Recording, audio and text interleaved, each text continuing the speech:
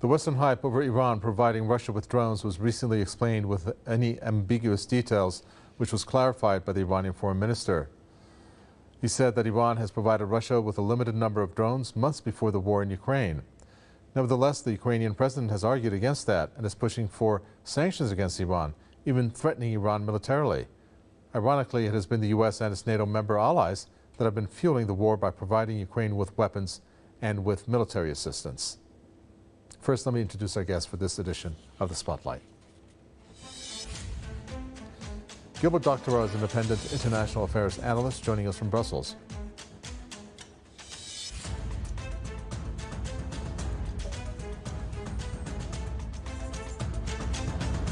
Also joining us is Marcus Papadopoulos, historian, political analyst, and author, who joins us from London. I'd like to welcome to you both. Gilbert Doctorow, let me first start with you. Taking a look at what Iran's Foreign Minister Hossein Amir-Abdollahian has said about this, and I'm going to quote him: Iran has provided Russia with a limited number of drones months before the war in Ukraine. Of course, he has said other things too, which we'll get into. What is your initial reaction on this particular revelation by the Iranian Foreign Minister? Well, it's very good that a statement like this has been made. At the same time, the overall position of Iran and of Russia as well is to deny that Iran is providing assistance to the Russian war effort in Ukraine. I don't call anybody a liar. Little polite lies are the currency, the common currency of diplomacy on all sides. It has been that way in the past, it's that way in the present, and will be in the future. So it is not necessary to stop at this statement that was made today. I think it's reasonable to say that Iran has facilitated Russian use of drones in one way or another, whether by supplying complete drones or providing the license for production of those drones in Russia. There is little doubt in my mind that Iran is facilitating the Russian effort, and that this contribution by Iran is enormously important in putting a quick end to this war. The drones have been used by the Russians primarily in their destruction of infrastructure of the electricity generation and distribution. The Ukrainians now report that 40% of their national generation of electricity has been destroyed. The drones are unique in their ability to get through the Ukrainian air defenses, which in some cities like Kiev have been very well developed. The drones are by nature rather inexpensive, and if you use missiles in your anti-attack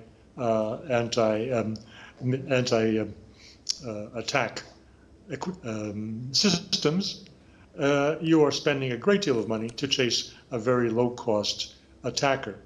Moreover, the systems that are in place to down Russian cruise missiles are simply not adapted or suitable for downing drones. So the drones have gotten in, they've done their work, and the destruction of the energy generation and distribution in Ukraine is at the present moment a very important avenue for ending the war quickly. Today, Mr. Zelensky was reported as saying that that in case electricity is cut off completely in Ukraine, in Kiev that is, and this is entirely possible in the coming days and weeks, then 3 million people will have to be evacuated. This is quite extraordinary as a statement. It is totally irresponsible and unrealizable, but nonetheless, it indicates the desperation of the Kievan regime. A total blackout, which is foreseeable, according to the latest statements by those responsible for managing the national electricity grid in Ukraine. A total blackout is possible, and that would by itself greatly hamper, if not destroy entirely, the Ukrainian military force. It would disintegrate. A blackout would be decisive. Okay, again, just to clarify here, Marcus Papadopoulos, our guest there, talked about the use of these drones in the war. The official line from Iran is, and I'm going to quote our foreign minister, "I would like to emphasize that the fuss made by some Western countries that Iran has provided Russia with missiles and drones claims about the missile part is completely wrong, and the drone part is correct. Again, provided the months before the war in Ukraine. And there was supposed to be a meeting, according to our foreign minister, to explain this to the Ukrainian side. But based on what he has said, the Ukrainian officials didn't show up because of European and Western pressure, because they said you can't sit around and have coffee with Iranian officials. What is your reaction to this? Given that Iran has a strategic partnership with Russia, it is conceivable, and I emphasize the word conceivable, that Iran has either sent drones to Russia or shared drone technology with Russia during the Russian military's campaign in Ukraine.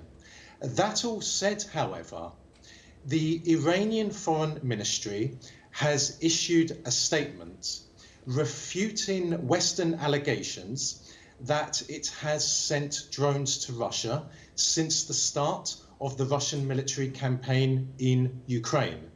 Now, why should we dismiss the statement from the Iranian Foreign Ministry? Why? Because it is from the Iranian Foreign Ministry? Conversely, why should we treat as gospel each and every word that is spoken by Zelensky or another Ukrainian government official? Furthermore, why should we treat as gospel each and every word spoken by either a British or an American government official? That is a very important question which we have to highlight. And of course, the answer is quite simply this. Iran is a member of the United Nations. Iran is an independent sovereign country. Iran has dignity. The Iranians have issued a rebuttal. Therefore, the ball, so to speak, is now in the court of the West to supply concrete evidence that Iran has supplied the Russian army with drones since the 24th of February. However, if, let's say, theoretically, Iran has supplied the Russian army with drones since the start of Russia's campaign in Ukraine, well, that would be no different to how America and Britain replenished the stocks of the Israeli military during Israel's numerous invasions of Lebanon. Also, it would be no different to how Britain and America replenishes the stocks of the Saudi Arabian military during Saudi Arabia's ongoing campaign in Yemen, which has caused the deaths of 400,000 Yemeni men, women and children. Sure, point taken. Gilbert Doctor, so you're of the belief that these drones were actually used and they were very effective, even though, again, I have to make sure that I say this because I have to, and the Iranian line is not that. But is there a possibility that, given the stage that this war is at, and given the reaction that we have seen from the Ukrainian President Zelensky, which I'm sure is being also instructed to spew whatever lines it is from the U.S. and its NATO partner allies, that because they're not doing that well in this war, that they're using this as a scapegoat, and perhaps at the same time maybe demonizing Iran in this form and fashion?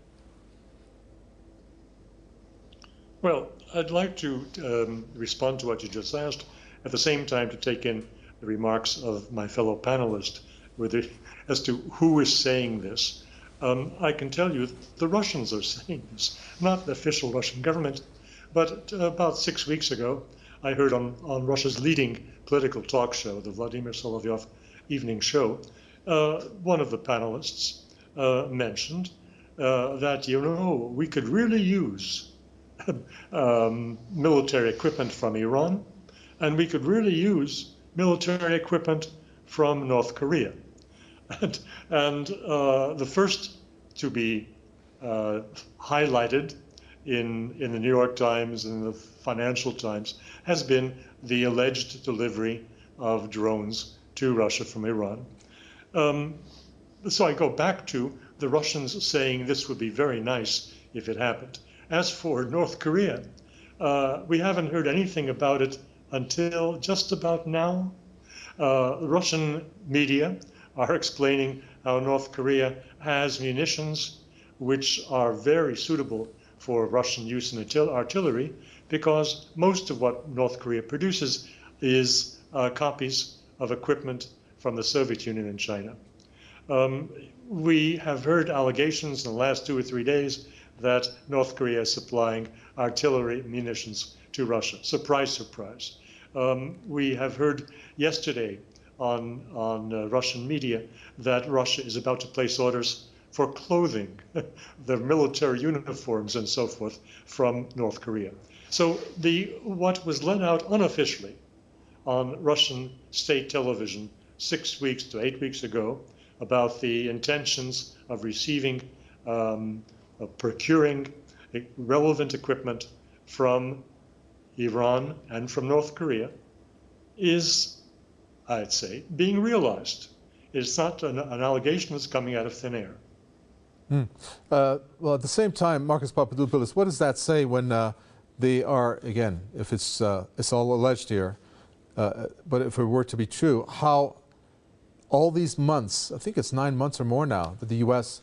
and its NATO partners have been pumping military aid and weapons and equipment of all kinds, and yet you're having them be at the state that they are in now, in terms of whatever power, if you want to say, has been decreased from their military might, even after all this time. What does that say about the state of affairs militarily for Ukraine? I have said ever since the Russian army commenced its military campaign in Ukraine that Russia is winning the war and that Russia will emerge victorious. I have also said that the state of that Ukraine will cease to exist, or a rump steak of Ukraine will be left, and that rump steak will comprise the westernmost part of the country, Lvov, Ternopil, Ivano-Frankivsk, Volyn and Rivne. The Russian industrial military complex is absolutely enormous. Russia has armaments factories which are the size of small towns. I suggest people research the Russian city of Magnitogorsk, which is adjacent to the Russian-Kazakh border. There, in that one city alone, which is virtually an armaments city, that city can replenish any losses that the Russian military incur in terms of weaponry in a very short period of time. So if Russia is buying military equipment from either Iran or North Korea, then this military equipment will amount to a very small percentage of the overall equipment which the Russian military is deploying in Ukraine. The Russians in storage have thousands and thousands of tanks. Russia can call up, if need be, 25 million soldiers. Russia is a military superpower. Russia, therefore, does not need Iran, does not need North Korea to win this war. And as you have said on a number of occasions so far during this discussion, the audacity of the Americans and the British and the European Union to criticize Iran for allegedly supplying weapons to Russia in this conflict is quite remarkable, given the amount of weaponry that the West has poured into Ukraine. So much so that the Canadian military and the German military have depleted their own stockpiles. Sure. All right, so Gilbert Doctorow, just a very simple question over here. I think the U.S. pledged another close to $500 million in military assistance. What if that stopped? What if U.S. and the NATO countries just didn't provide any weapons, and they said, "Okay, let's talk"? Why is that not happening? It's not happening because of the United States. The United States dictates to its NATO allies what the official line will be, and they act accordingly. The United States is hoping, it has been since February, to use the Ukraine conflict to wear down Russian military strength and to deplete its officer caste and its capability of waging major war on the ground. That has been the hope, and it has not yet been abandoned.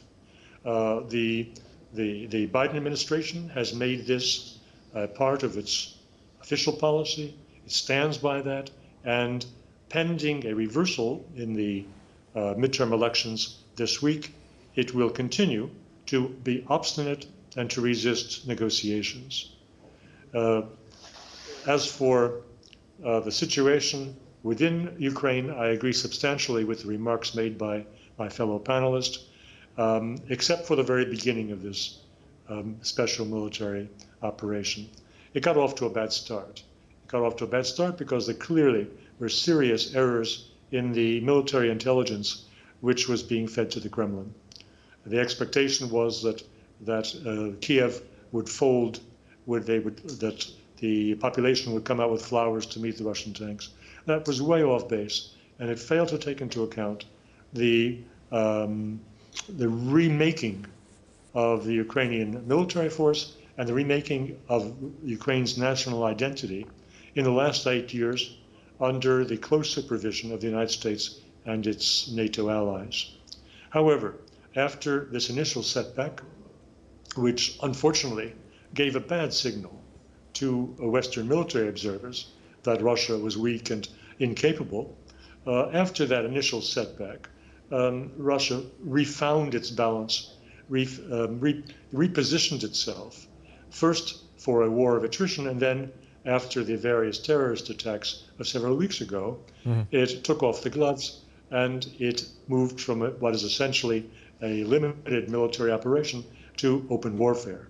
The destruction, with the help of drones, whoever's drones they may be, the destruction of the electric grid has great importance for destroying the fighting morale of the Ukrainian nation, but more importantly, for interrupting the logistics of supply.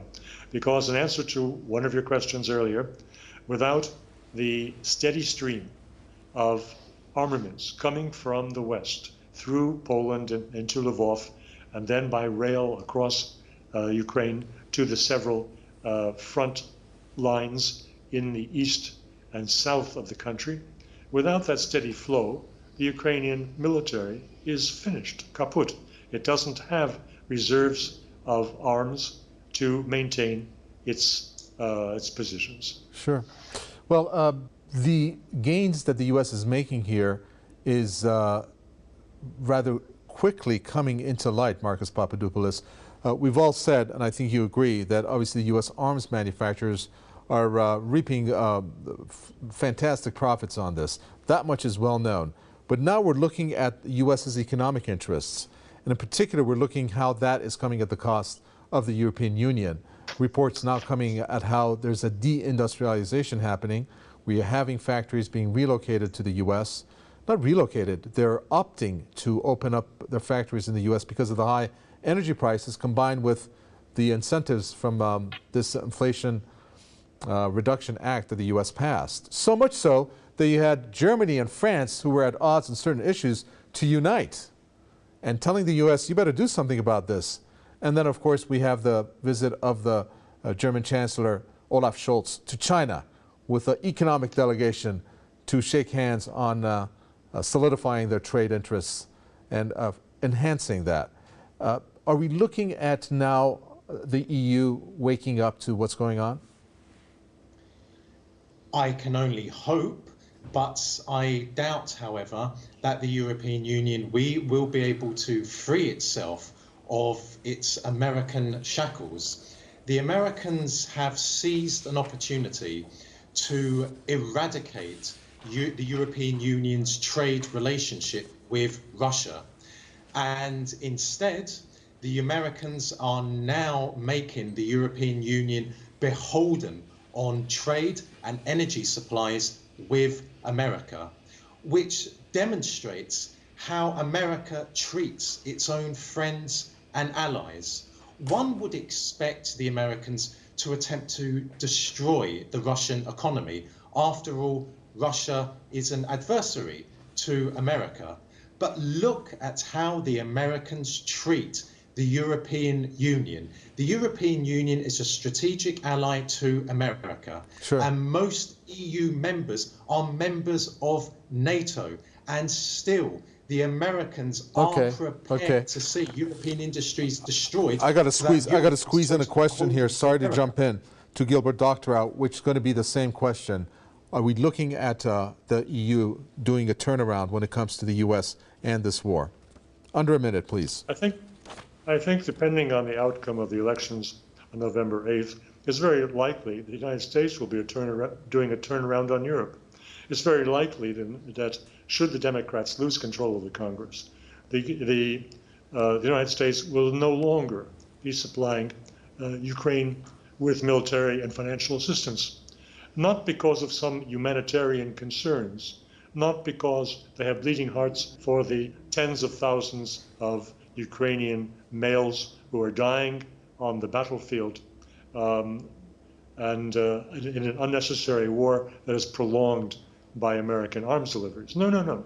They will renounce further aid to Ukraine on strictly financial considerations of the state of the United States economy.